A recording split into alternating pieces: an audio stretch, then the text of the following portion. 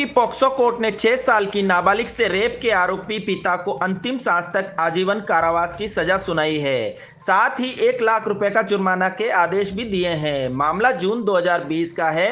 पति से झगड़े के बाद पत्नी अपनी बेटी के साथ ससुराल आ गई थी। जहां पति अपनी पत्नी से मिलने ससुराल गया, वहां नाराज पत्नी उससे नहीं मिली। ऐसे में 6 साल की बेटी अपने पिता से मिलने बाहर आई। फिर पिता बेटी को ऑटो में बैठाकर सुनसान जगह पर ले गया, जहां उसके साथ रेप किया। रेप करने के बाद बेटी को बेसुध हालत में ससुराल के पास छोड़कर ही चला गया। बाद में मां को पता चला तो बेटी के प्राइवेट पार्ट से लगातार खून बह रहा था। उसे गंभीर हालत में जल्द से हॉस्पिटल में भर्ती कराया, जहां करीब वह 6 माह तक भर्ती रही।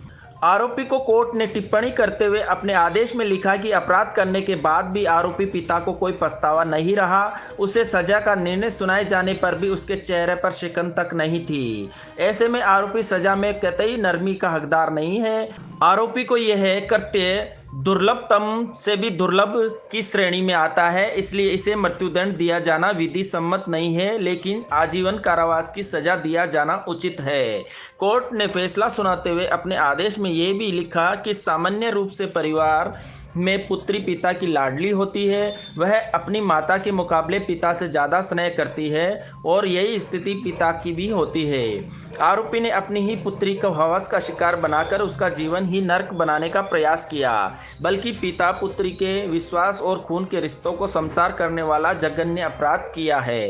3/7/2020 को पीड़िता की माता ने एक बयान दिया कि मेरी पुत्री जो घर पर थी, उसके पति उसके साथ मारपीट करता था, तो वो अपनी पुत्री बच्चों को लेकर अपने पियर चली गई, जहाँ पर आरोपी शंकर लाल जो उसका पति है उसके घर आता है, उसकी 6 साल की अबोध बच्ची को अपने साथ ले आता है और रात को 12 साढ़े 12 बजे उसके भाई घर बाहर छोड़ के चला जाता है।